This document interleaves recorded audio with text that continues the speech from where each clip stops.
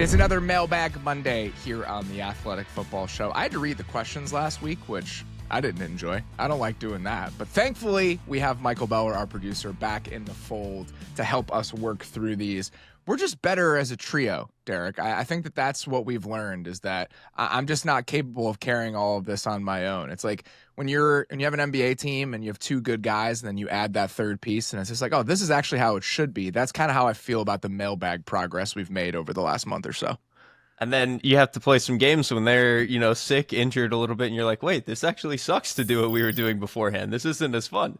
What's going to be fun is a couple of years from now when I'm doing a podcast and we just retroactively decide that Beller wasn't good, like they did with Chris Bosh a couple weeks ago, where Rich Paul was just like, you know what, like Chris Bosh actually didn't contribute that much to the Heat. And it's like, Rich Paul, I am older than 10 years old. I remember what those Heat teams were. Chris Bosh is a Hall of Fame player. So hopefully you don't get thrown under the bus that quickly as we get a little bit deeper into this, Beller. I feel like you'll stand by me. I feel very confident in that, and I am more than happy to be Chris Bosh. I feel like I was born to play the Chris Bosh role, so let's do it. Let's get into it. All right, guys, I like this first one because it just boom, straight to the point. Didn't have to add anything. Michael Haney says, of the highly successful franchises of the last 5 years, whose formula is the easiest to replicate for the league's bottom feeders? Robert, take us away on this first one. So first thing I'll say, I'm wondering how we're defining the highly successful franchises of the last 5 years. Like, are the Lions in there? Do the Lions deserve that? The Lions have played in one NFC championship game and got blown out. So if the Lions are part of the conversation, I might allude to the Lions. But if we want to have the success be a little bit more fully formed and for a longer period of time, this might be a controversial answer. I think my answer is the Niners. And I understand that there are difficulties in forming that path because not everyone is going to have Kyle Shanahan, right? Like not everyone has a top 2 play caller. But I think the general idea of I'm going to hire a head coach that I think is a force multiplier in a positive way as an offensive play caller, that being the foundation of things, and having Kyle Shanahan be your North Star as you look for the next version of that guy. I think that's a reasonable place to start. They do not have a top 5 quarterback. They have quarterbacks that they've cycled between, and they've consistently had really good offenses. So I think that's also part of it, is a lot of these teams, the Chiefs, the Bills, etc., they have these guys that are really, really hard to find at the position. So I think saying we'll just get the next one of those, that to me is a non-starter. So I think that's another point in the Niners' favor. And the Eagles are kind of in this general mold, and I think we could probably talk about the Eagles here. But I think some of the things the Eagles are allowed to do, some of the financial levers the Eagles are able to pull, that to me feels like not every organization would be willing to do that. To me, the Niners, if you look at the cash spending, some of the contract structures and things of that nature, they operate like an aggressive, urgent, modern organization, but they're not at totally one end of the spectrum and on one pole like the Eagles might be. So I think that's why where maybe you couldn't replicate every single element of it, but I do think overall the picture the Niners are bringing to the table, you could steal a lot from that. I think you absolutely can. And like the Niners are a good one because, again, they're not in any sort of extreme with the way that they operate. Like Kyle Shanahan's a very good coach, but he's not doing anything that's like what the Eagles are allowed to do with their cap and stuff like that. There's none of that stuff. I think the Niners were a really good one. I would have had them in there. And obviously, I think with all of these, even if you can see the path of like, okay, hire head coach, blah, blah, blah, with any of these teams, they still needed something special to happen. Like even if you do the offensive head coach thing, they're probably not going to be as good as Shanahan. My example for this, because they didn't actually have to do anything weird to get there with this, was you be the Bengals, where you're just dog, and then you get the number 1 pick at quarterback, and then you're bad again because the team probably isn't good enough, and then you luck into another star player. And obviously, it's unlikely that they will be as good as Joe Burrow and Jamar Chase, but like simply being bad for a couple of years and getting lucky that the guy is good, I don't think is like that unachievable for a lot of these teams. Like that's what the Titans are hoping they just did. We have another question that's going to hit on this a little bit later in the show, so I don't want to spoil that conversation. I think that path is a little dicier than we make it out to be, I guess is what I would say. I think that path has pitfalls that we don't properly acknowledge when we think about teams just being bad and getting the quarterback as part of that process. But again, we have an entire separate question devoted to that, so I'm not sure I totally want to step on that answer right now. Yeah, we'll get to that one a little bit later, but that's why I kind of wanted to throw that one in there as a little bit of a teaser. I think the other two things I would point out here, a couple other organizations I would mention, the Eagles, the Rams, I would throw out there. Again, teams that don't have one of the alien quarterbacks so that they've been consistently successful. I think with both the Eagles and the Rams, having a real appetite for risk and being able to do things that maybe are big swings and then you live with the downfall. Like the Rams, they didn't see the pick because they gave it to the Lions, but the Rams were very bad for a year. The Eagles were very bad for a year. Being able to live in those valleys because guys have job security, I think that's something else that I would imbue my organization with whenever possible. Like making sure you're empowering the people that you've hired as decision makers where they're not operating in a way that's afraid, because I think there are a lot of benefits on the other side of that. You can throw the Niners in there as well. I think they have an appropriate risk appetite maybe outside of the Trey Lance trade. I think that's definitely part of it. You have to have an ownership group and like a front office regime that is like everyone is cool with being bad once. Like you can have the runway to just be bad for a little bit, but not. It's the NFL, man. Not a lot of teams get that. And maybe that's again the owner's fault, the front office's fault, whoever. But a lot of teams just don't get that time to do that. And with Shanahan and McVay, I think they were empowered pretty early because they were very sought-after coaches. They got a lot of power and consolidated a lot of power pretty quickly. So I think that's one of the reasons that they felt some security in how they were building things. And the last one I would throw out, the pre-Lamar Ravens, I think are still something that's worth chasing. They were still a very good, very successful organization before they had a guy who legitimately could win the MVP in any given year. And we'll talk a little bit more about the Ravens over the course of this show because we had a couple questions that hit on it. But I just think that idea of we're going to find every edge possible while trying to kind of live within ourselves, I think they're a very good example of that over like multiple decades. That's actually them and a couple of the other institutional teams that have been around for a while. There's another question. We're going to talk about that later. So I have some different thoughts on that in a little bit. All right. Well, let's not step on those. Let's get to our next question here, Beller. All right. Speaking of institutional teams, Nicholas Ross writes, I have been a Steelers fan my entire life. In fact, the first real photo of me is with a can of Iron City beer with Super Bowl 14 champs on it. It was empty, or so I'm told. My question is this. Can we still regard the team as an elite franchise? I get it. The winning records are nice, but this feels like an upgraded version of the Saints with no real chance of contending as currently run. Do you agree? And what should we do, we being the Steelers, to be thought of alongside the likes of the Eagles, Chiefs, and Ravens again? Derrik, we'll go to you first on this one. The Saints comparison is tricky for a number of reasons. And I know we said that it's an upgraded version, which is absolutely true. And I think that where you can start with that is the Steelers, for whatever we want to say about them, have made the playoffs 4 of the 5 last years in a very difficult division. The Saints did one time, and that was in 2020 where it was Drew Brees' final year. So for them, it's very obviously been the quarterback. I think what also makes these two teams different is that all the frustrations we've had with the Saints is like they keep borrowing, they keep being too aggressive, they keep doing this stuff and then just like stepping on the rake again, and it's we traded up for this player who's not quite what he was supposed to be, and now we don't have extra picks. With the Steelers, up until maybe the DK Metcalf trade, it was kind of the opposite. Like they just weren't doing enough.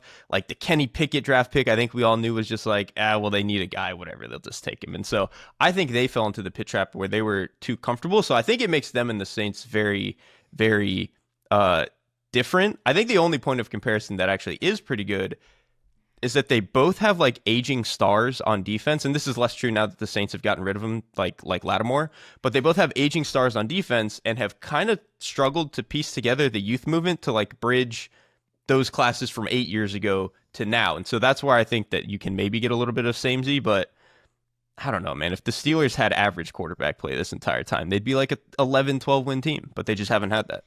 I think there's some truth to that. I don't know if it's just a quarterback problem, though. The first thing I'll say is I would 100% agree about the urgency point, because I think that is at the core of this. If you look back, and we're going to look back years from now, but even in real time, I was saying this. When you have TJ Watt and Cam Hayward, maybe not in their like absolute primes, but still playing at a very high level, and you have the capability of fielding like a top 5 defense, and you're a proud franchise, the Kenny Pickett, Matt Canada era is just unacceptable. Like, and it was in real time. And the quarterback part of this, I've tried to show them a little bit of grace, because as you go through the individual years, it's hard to find the decision that would have been better. Although I absolutely think they could have shown more urgency in some of these moments. Like, why weren't they a Geno team this offseason? Like, I think even if you can kind of explain all of the quarterback decisions, I think there have been a lot of half measures. And I don't think the Canada thing is justifiable or defensible in any way, shape, or form. So I think their inability to really make the right decisions at those points were really important. And then they just never stumbled into a quarterback. Like the best comparison for me in terms of how they've operated over the last 5 years, they're like the Cowboys if the Cowboys hadn't lucked into Dak Prescott. Yeah, that's really good, actually. That's what the Steelers feel like.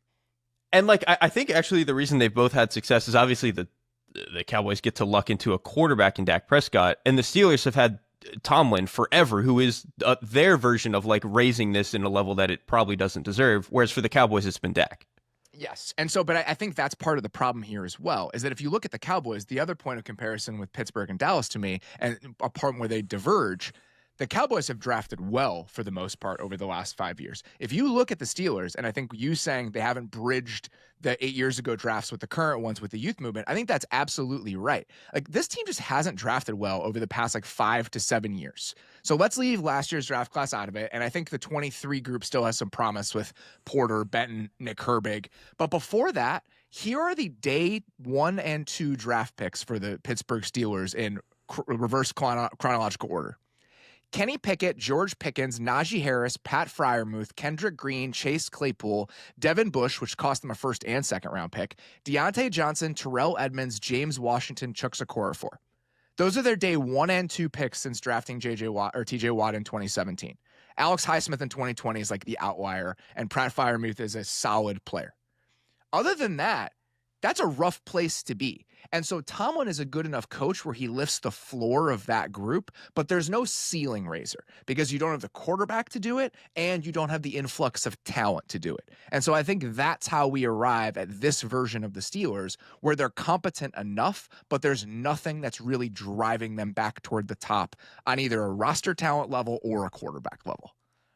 And all those hits are pretty much offensive skill players, like for the most part. And it's guys that like were nice, but not ones that they wanted to keep around necessarily, like Pickens, like anymore. Harris. All of them are not on the team anymore. Right, exactly. And so even if they were good for the Steelers for a little bit, they weren't long-term pieces for them. And that's always a problem with the draft, right? And I think it's interesting, too, with this draft stuff. If you go back even a little bit before that, they've missed on so many corners up until Porter. They missed on Edmonds as a safety. You mentioned Senquez Golson. Senquez Golson, Burns was like it. Just all these Burns. Guys, Artie Burns, like just all these guys they missed on for the longest time.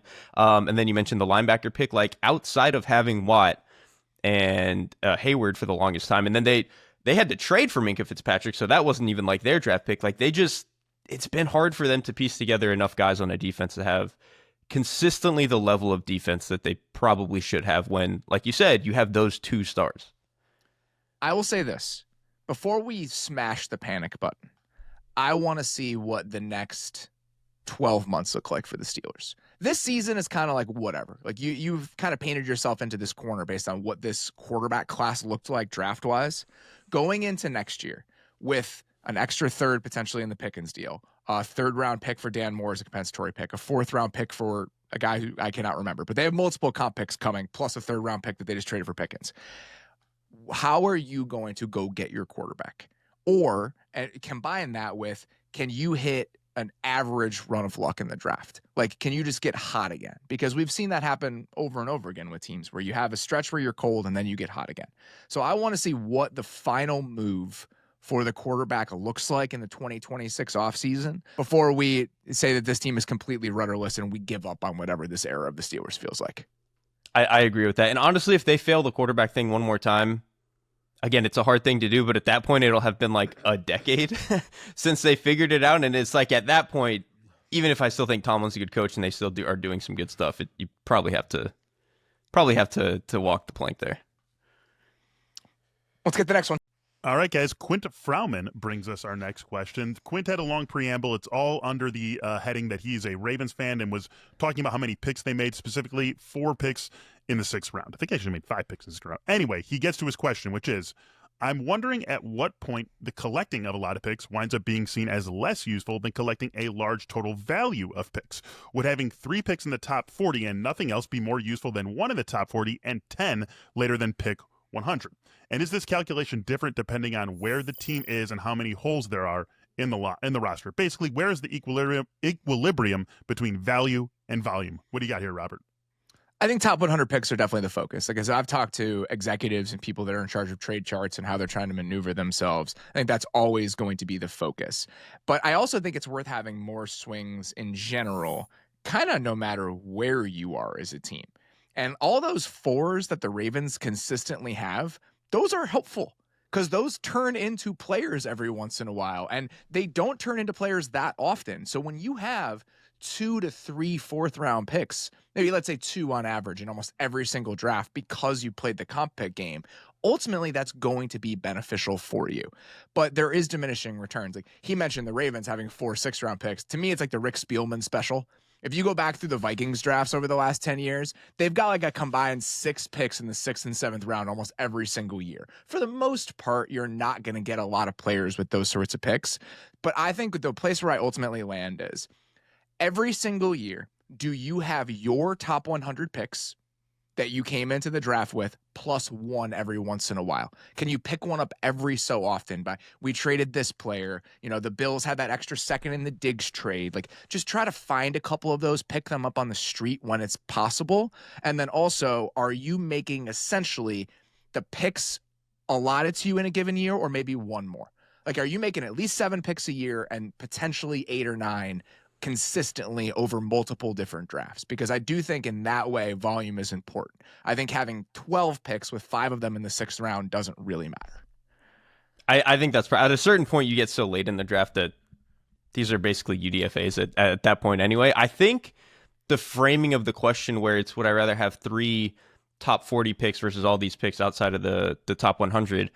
The problem is that I think in most drafts, like 15 to 70 is so nebulous that if you're only getting these 3 picks in the top 40, I don't think that's that valuable. Where I think it becomes a more interesting topic to me is like, would you trade everything to have 2 top 12 picks? Because those are the guys that I think are much more surefire assets. Obviously, it's the draft. Nobody is surefire. But I do think that makes more sense than the 3 top 40 where it's like, once you get past 15, man, it's a lot of guessing for everybody. So I don't even know if that's that valuable. I still would rather have 2 top 12 picks rather than all of my picks. Like, I think that's I wouldn't either, but I think it's at least more interesting than the like 3 in the top 50. Probably. But if you look at it, I think that's been the biggest lesson that we've taken away from modern trade charts. Like, if you just go look, you can look at it right now if you're listening to this show. Just go to Over the Cap, look at the Fitzgerald Spielberger trade chart.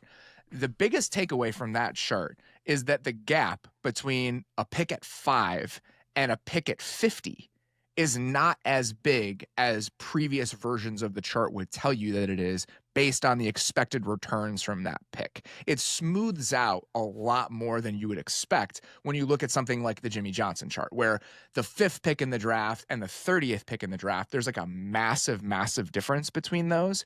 And obviously, the hit rate, the quality of players, everything undeniably changes as you go further down the draft. Like, that's real, but I don't think it's quite as pronounced as conventional wisdom or previous approaches would tell you that it is. It's probably not. I think the only issue I would have in this scenario where you have only 1 top 40 pick and a million outside of the top 100, I do think even though general hit rates and just like finding generally good players, you want more bites at the apple. I do think to have truly elite players and like ceiling raising players, you probably do need those top 15 picks. And so like, even if you field a decent team with a million guys outside of the top 100 who are fine, you're probably less likely to find like your all pros and your like consistent pro bowlers. Yeah, I think that's probably right. But I think you also have to offset that with building out the depth of your roster with those guys that you find in the 2nd and 3rd round. Like, it's really important to be able to, and it's positional dependent too, right? That's so like if you need a tackle, then exactly. You better go up. So here, this to me would be a perfect example of this, right? So Ronnie Stanley, you need a top 10 pick to find Ronnie Stanley. You don't need a top 10 pick to find Kyle Hamilton or Tyler Linderbaum. And you definitely don't need a top 10 pick to find Justin Madubuike. But you need all of those guys to create the Ravens roster. Like, Justin Madubuike is a necessary component of finally getting there. And so I think that's why, even if the headliners are the guys that you have to find in the top 15, having those top 100 picks to build out the rest of the connective tissue of your roster is very, very important. They really are the argument for both. That's good. I like that. Okay, next question comes to us from Paul Winsauer. Paul says, if you suddenly found yourself as the all-powerful owner and decision-maker of an NFL team, is there a team-building or coaching strategy you would implement that we don't typically see, perhaps because front offices and coaches are too focused on job security or avoiding media and fan backlash? For example, I've often wondered whether a team could succeed by continually streaming high-upside project quarterbacks, actually giving them time to develop, and only handing out a major contract if one turns into a true top-5 difference-making quarterback. The savings at the QB position could then be used to build a strong roster around these developing QBs, giving them the support they need to potentially grow into elite players. It seems unlikely we'll ever see this in the real world, as decision makers rarely have the time or job security to let such a plan play out. Plus, there would be massive internal and external blowback for trading away a Brock Purdy type player once it's time to pay him. It's a great question. Derrik, you take this one first. Yeah, this question is like libertarianism, like the idea that there are just no consequences for the things that I do. All the rules are forbid. Like, is that what libertarianism is? I mean, more or less, that's kind of what they believe. Is that like, laws are fake and we should be able to do whatever we want. That's like a pretty. It's a little bit of a disingenuous way to frame it, but more or less, that's what they believe in.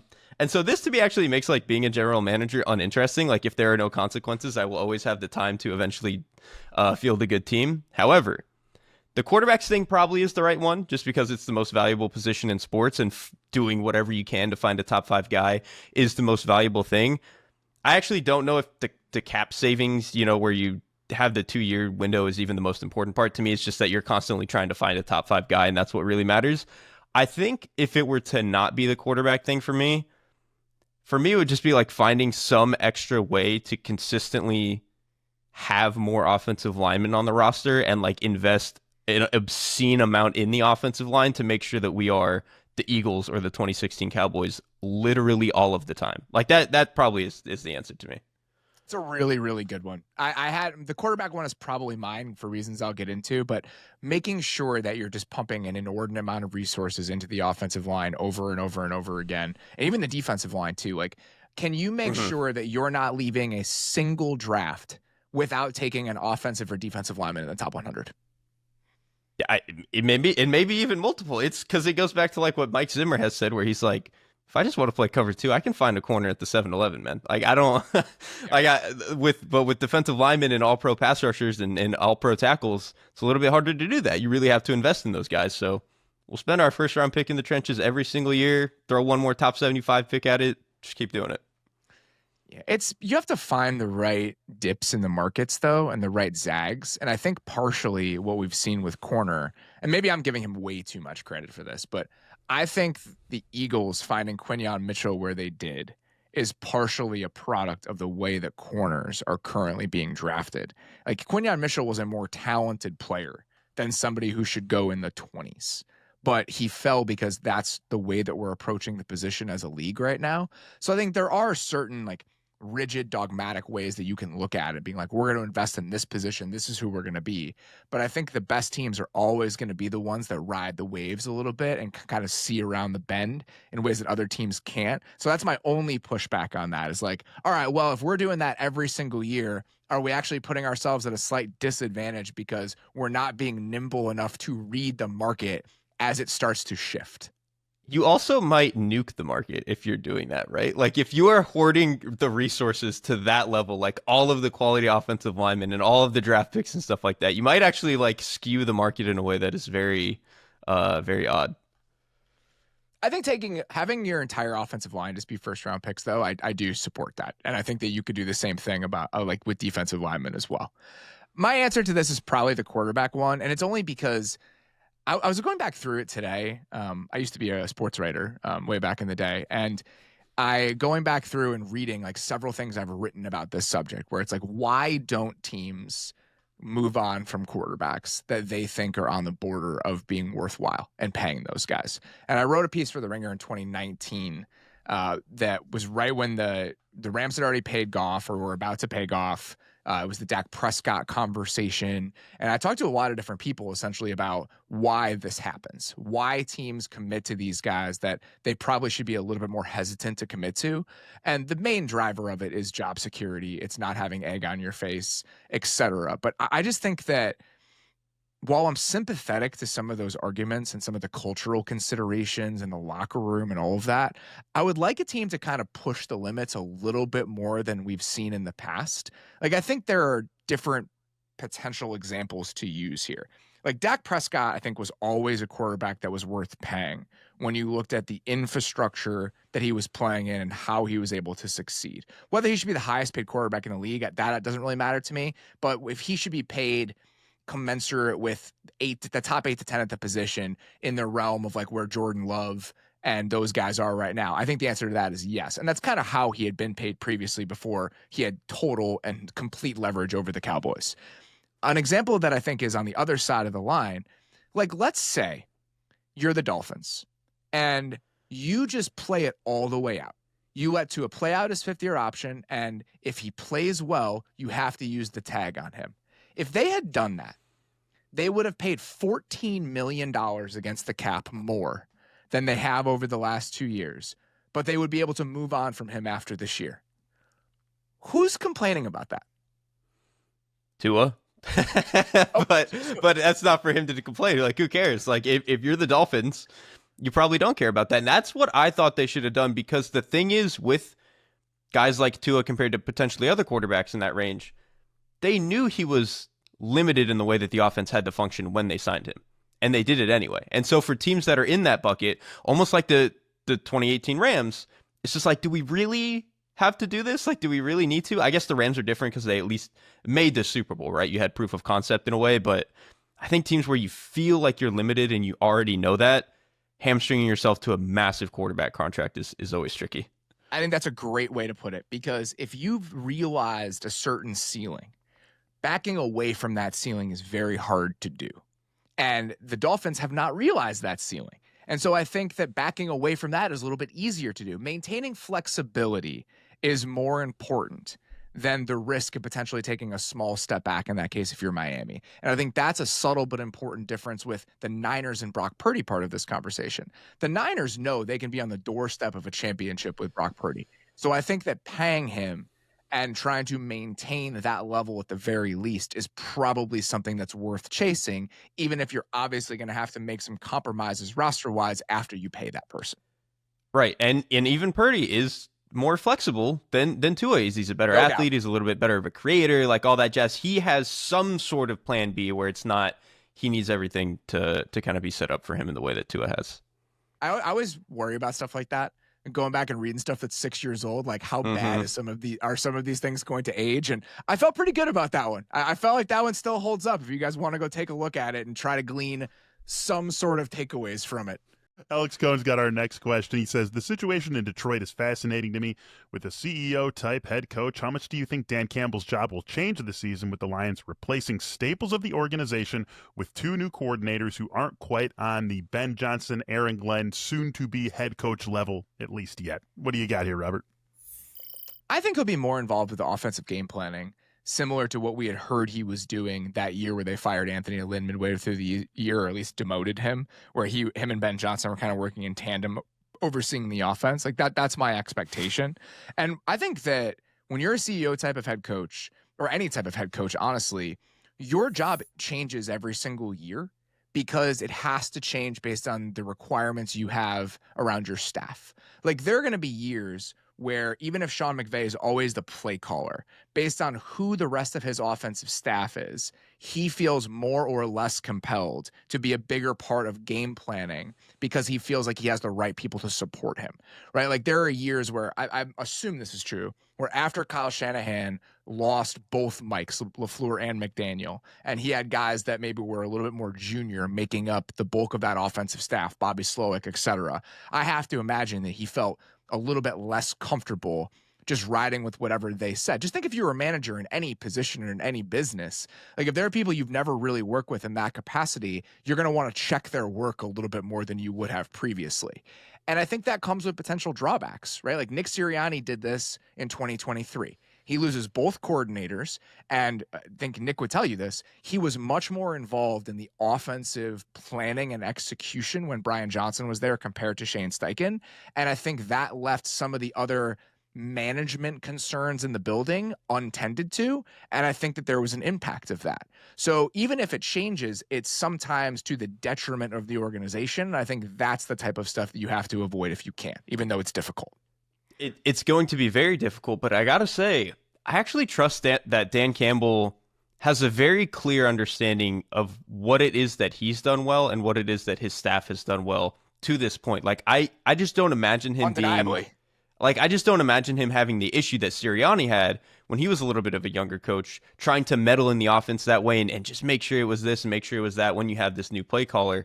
I can see Dan Campbell, like, yes, helping and shepherding somebody along into the new role, but I just don't feel that, like, by week 9, we're going to get reports, Dan Campbell is meddling in the offense too much. I can't imagine that. So I trust that Campbell's going to do a really good job of letting these guys do their job. I think he handpicked these guys to do the job. So maybe I just have too much faith in Dan Campbell, like a little bit too much blind faith, but I just feel like he's wired the right way to actually handle this type of stuff. I think that's fair. And I also think that, again, these guys are managers of people. Like, you guys are, I was going to say you all have jobs. I assume a lot of you have jobs. I assume a lot of you have bosses. Like, what is a good boss? What is a bad boss? A good boss is somebody who there's an expectation, there's an accountability, somebody who makes you want to work hard. That's a real skill. And that's what head coaches are. They're the bosses of the organization. So I think some of those skills are a little bit softer and a little bit quieter. We'll address that in a second with the next question. But I think he has shown a real propensity to succeed in those areas in a way that a lot of other head coaches do not. And that's why I think it took Shanahan a lot of time to get to this. It took Sirianni time to get to this. It took McVay a little bit of ups and downs with this because their entry into the league was, I'm a play caller. I'm a scheme designer, all this stuff. With Dan Campbell, I think it was pretty immediately like, no, I'm gluing everything together, and that's why I'm good. That's why we're good. So I think it's just a little bit of a different, like, why did you come up in coaching thing that helps Campbell a little bit here. I think that's fair. All right, what's the next one, Bauer? All right, let's get into another coaching question. We got a few really good ones coming up on tap here, but we're going to get into another coaching question. It comes to us from Philippe Moran. Philippe says, my question is, why does Kyle Shanahan enjoy such a pristine reputation, especially when compared to others like the Bills' Sean McDermott? Both took over struggling franchises and turned them around. Both acquired franchise QBs, albeit going about it differently, and with San Francisco spending a lot more draft capital in the process. Both have struggled finding top talent in the first round, despite San Francisco picking in the top 10 more often. The Bills' sin, it seems, is running into the Chiefs earlier in the playoffs than the 49ers, with San Francisco losing in just as heartbreaking fashion in the process, yet the football media constantly ranks Shanahan among the top in his profession. Why is that? What do you got here, Robert? I think it's just that his impact is more demonstrable than Sean McDermott's is. Like, Kyle Shanahan is the play caller for a consistent top 5 offense. There's no ambiguity about what he's adding. That doesn't have an elite quarterback. Yeah, and that's exactly. He has taken Jimmy Garoppolo and Brock Purdy to Super Bowls. Like, it's very obvious to understand what Kyle Shanahan is adding to the Niners' success. Sean McDermott has Josh Allen. And so as a CEO-type head coach, I think it's harder to appreciate what he contributes because it's just a little bit less overt. And it certainly doesn't help that the side of the ball that he has occasionally been responsible for has been the side of the ball that has ultimately petered out for the Bills at the end of each of the last 2, 3, 4 seasons. I have been very vocal about the fact that I think that Sean McDermott is underrated and that we don't appreciate some of those other elements of what he's brought to the organization. But in terms of why it's framed like this, that's my answer, is I think it's just much more obvious and clear what Kyle Shanahan is doing for his team day in and day out. I think the level of playoff success and then why they've struggled in the playoffs compared to these two teams is kind of what does a lot of it for me. Like, obviously the Niners are getting to the Super Bowl these number of times, or even the 2016 Falcons with Shanahan calling the plays. They're getting there because the offenses are insane. And obviously with the Niners, they had some good defenses, but they're getting there because of historically good offenses for the most part. Whereas with the Bills, and I understand that you have to typically go through better quarterbacks in the AFC, the Lamars, the Joe Burrows, Patrick Mahomes, like all those guys. So I understand that. But it has been the Bills' defense, a relatively vanilla, typically softer, smaller defense that has ailed them in the playoffs. And so I think when we assume that McDermott is responsible for a lot of that side of the ball, and that's why they continue to fail. I think that's why he gets knocked down a peg. And I agree with you. He's a good coach, but I think to me, I almost conceive of him more as like half a CEO coach, half of a scheme guy.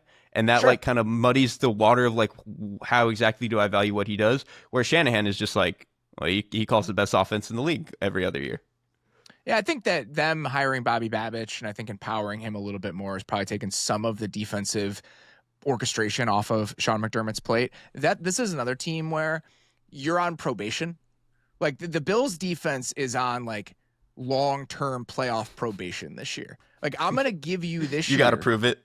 When you dumped all of your resources this offseason into the defense outside of signing Josh Palmer, like all of them. You drafted 3 defensive linemen. You signed Joey Bosa. You signed Michael Hoyt. You drafted a corner in the first round. Like if you look at what happened, and that's why I was so okay with the way they approached the offseason, where I kind of sympathize with Brandon Beane getting as pissed off as he was about the receiver question. If you think that size, speed, and the ability to affect the pocket were not the most, on defense, were not the most important things that the Bills needed to address, I don't know what team you were watching. And so I appreciate them handling it this way. But now, if that doesn't come with the necessary evolution and improvement on defense, then we can have a hard conversation. But I'm not quite ready to have it yet. Yeah, like if they lose another playoff game, but the defense actually plays the way that it's supposed to play and did during the regular season, then I'm not going to do the whole Sean McDermott's defense thing sucks. It'll just be like, oh, well, they ran into Mahomes again, or they ran into Joe Burrow, whatever it is. And like that can be fine.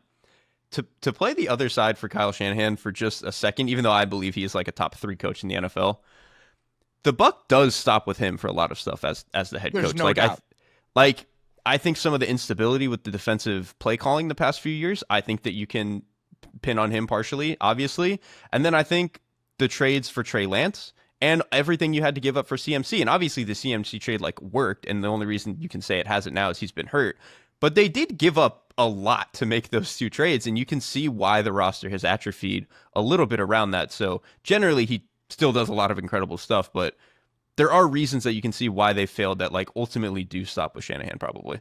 I think that's right. But I think that makes it a much more difficult conversation because when you have coaches that have personnel control or have an outsized influence on personnel, and there are stuff on the bad side of the ledger, but also like, they found Brock Purdy in the 7th round. Exactly. Who gets credit for that? And so I think that just becomes so much more difficult. So I try for the most part when we're having these sorts of discussions to isolate it to the coaching itself, because even with Belichick, right? Like I don't think, and when I was stacking up coaches in the NFL in 2022, I wasn't putting Belichick further down the list because he was a bad GM. He was still where he was on the coaching ranks because of what he was as a coach specifically. So I try to keep those things separate when I'm tiering these guys or trying to build the hierarchy, because Sean McDermott doesn't get any positives on the personnel side either.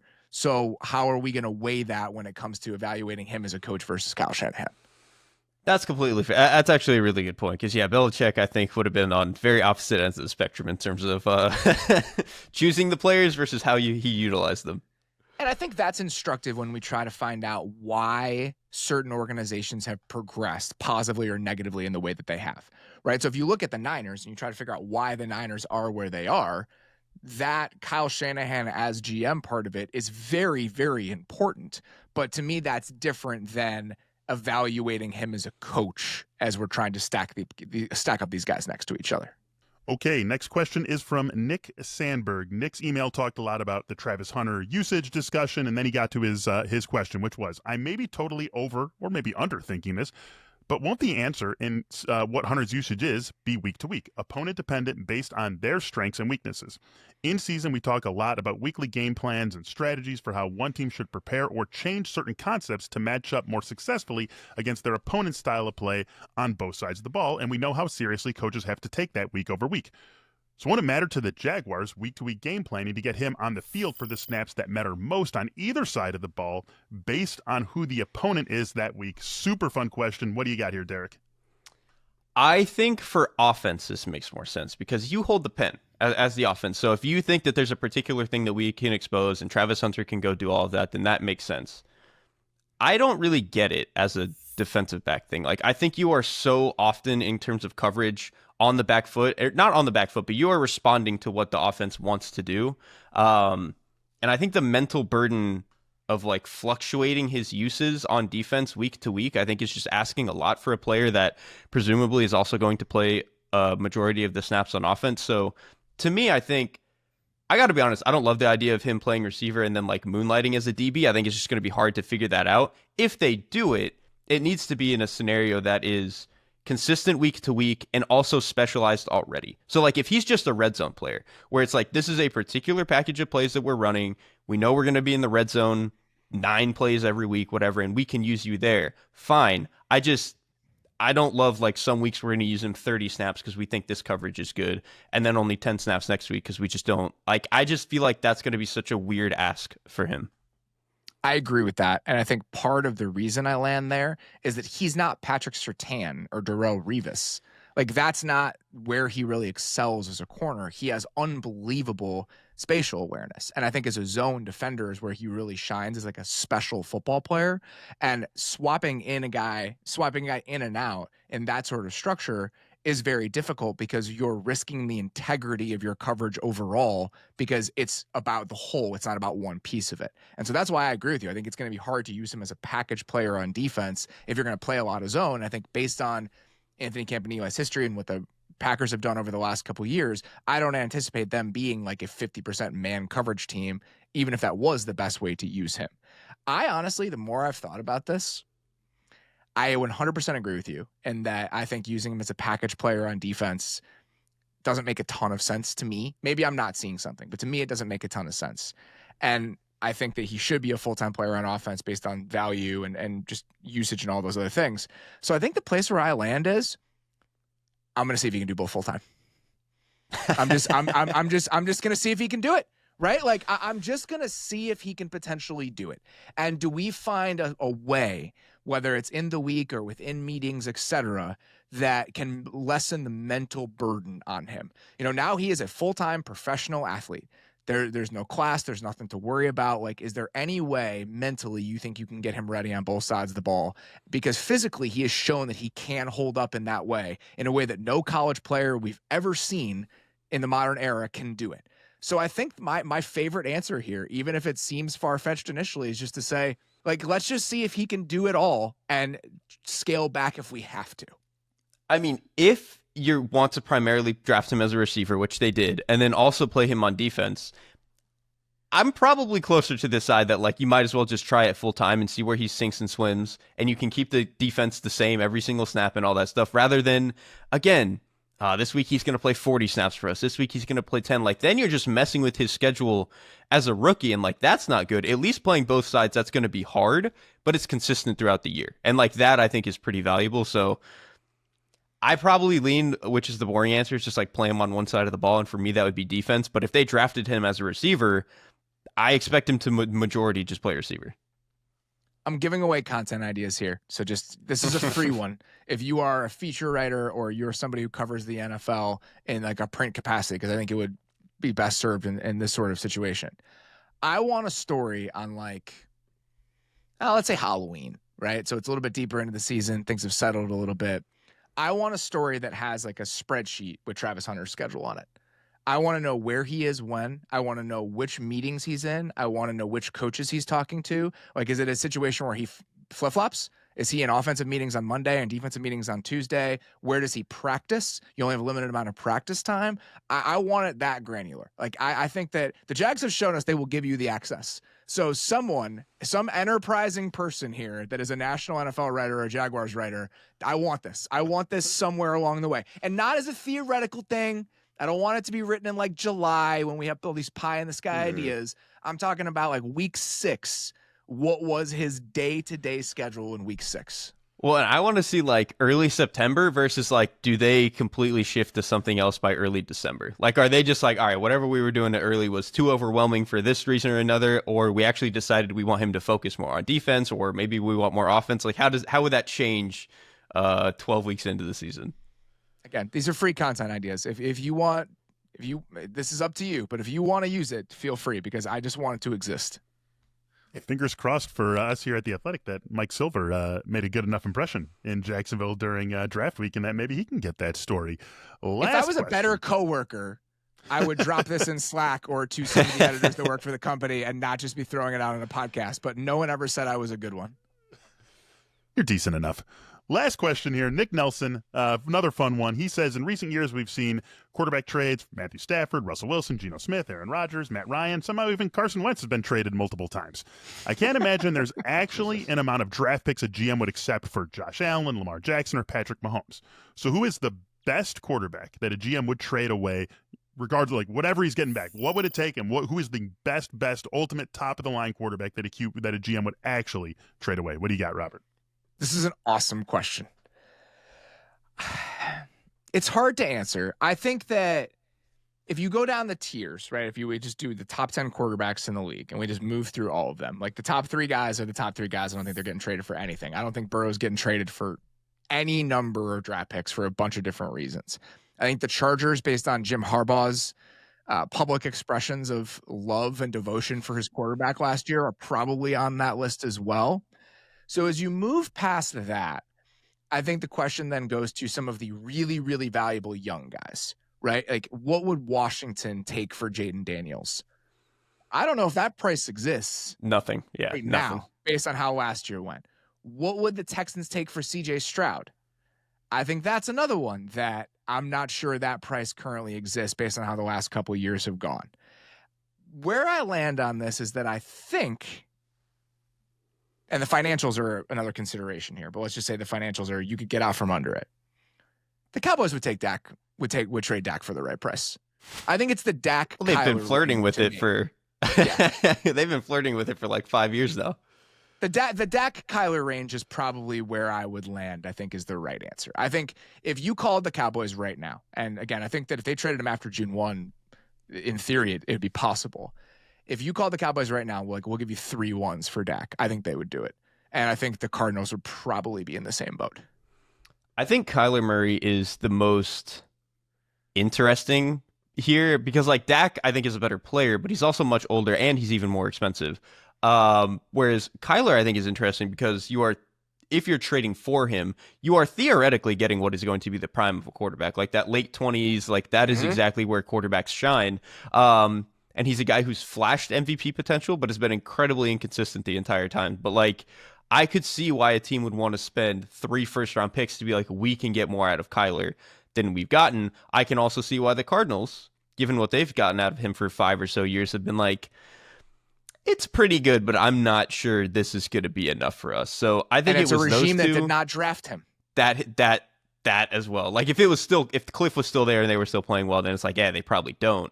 But again, when you're not tied to the guy draft pick wise, then yeah, you have a little bit more incentive to move on, especially if this upcoming year does not go as well for them as I think they're hoping. So it would probably be those two for me. And then, I mean, I'm not the biggest Tua fan, but I think in general he's considered a top half of the league quarterback, and that should be someone considered for this conversation. The other one that I would throw out, because again, if you did it as a post-June 1st next year, pre-June 1st would be a little bit harder. And going back to this regime did not draft this player. See how it goes this year in Jacksonville. I mean, okay, so for as good as I think Trevor Lawrence is, he probably is in the Kyler Murray bucket where it's like, okay, you've shown some really good stuff. We believe that if we're a different team, we might be buying your prime. But yeah, if you're Jacksonville and you're Liam Cohen and you think there's a little bit more on the bone, then he's I could see it. I can see it. And I don't think this is the worst. Like, quarterbacks have done well after that, right? Like Stafford obviously did, Carson Palmer, Goff. like it. Yeah, Goff got shipped off for nothing. Yeah, he got shipped off for nothing and then became a much better player. So it can happen, but that's a really good one that I would have had blinders on because I love him. Yeah, I don't think I would do it, just to be clear about that. But I think that's somebody where, like, depending on how this year goes, you're trying to read the people in this situation, right? Like, we're Paul Newman in Color of Money here. Like, you're a student of human moves as much as you're a student of football moves. And so the idea of, well, if you're James Gladstone, you, in your heart of hearts, are not deeply committed to making this person work. And so if there is a price that you think you could get him for based on how this year goes, it's a phone call I'd at least make if I were a team that was in a place of desperation at quarterback. Was he in the building when the Rams traded Goff? He probably was, right? He absolutely was. He's been he's been Les Snead's assistant forever. So that's another reason why I think that he has proof of concept here. Yes, and he's somebody that I think is open to big extreme ideas. We've already seen that. So yeah, he was with the Rams for 9 years, from 2016 through 2024. Okay, wait. So I have a different question. If there is a equivalent to the Goff Stafford trade with Trevor Lawrence, Steelers. Who is it supposed to be? But who are they giving back to them? Oh, I don't know if you. I mean, like you're swapping the player back. But that's kind of what I'm questioning. Like, is there a team that would want to just swap the quarterbacks? I mean, it might just be Dallas, truthfully, but yeah, the finances of it make it complicated. So that's why I probably wouldn't. And that is like such a rare exactly thing. What the details are, but just looking through like the starting quarterbacks in the NFL right now, that's a really good question. It would probably be a team that's like not overly committed to the guy that they have. Here's a good one. What if Carolina gets to the end of this year and they're like, you know what, Bryce is nice, but I think that we need a little bit more if we're going to realize our ceiling. And if you're Jacksonville, you'll just take him back. You just want to move on. Yeah. Yeah. You just like want that. somebody who can like actually play. That was literally scrolling through the quarterbacks. That would probably be the first team that came to mind. And again, the finances of this are potentially difficult, but if you're the Dolphins and you feel like you can move on from Tua after this year, I think the way that his bonus structures worked out and everything else, I think that'd be hard after this year. But those are probably the two guys I would pretty quickly throw out. No, those are both good ones. I like that. But getting back to the Steelers conversation we were having earlier, this is the kind of thought process. If you get to the end of this year and you're at a spot where you're picking like 28th or something like that, and you don't feel good about your ability to maneuver, 28th is probably high. If you're picking 21st and you don't feel good about your ability to maneuver up the draft, or for whatever reason, Garrett Nussmeier went back to school and some of the guys that we had projected some development to didn't pan out the way that we thought. Maybe it's only a 2 quarterback class where we thought it might be a 4 or 5 quarterback class. I don't know enough about it to like make definitive statements about that right now. But you get to a place where you feel like you're boxed in again with your draft options. And depending on how this Jag season goes, I think that's the type of mindset I would be bringing to this if I could. I mean, it's the only thing they haven't tried, right? Like get the really, really good, or not really, really good. Obviously, I think people are going to quibble about that with Trevor, but like a guy who has proven he can play at like a Pro Bowl level, trading for a vet like that. Agreed. All right. I think that's all we got. That is it for today's mailbag. We will be back with another one next Monday. As always, sincerely appreciate you guys listening. We'll talk to you very soon. Thanks for watching the Athletic Football Show. Subscribe to the channel to keep up with us. Like and comment on this video, and we'll see you next time.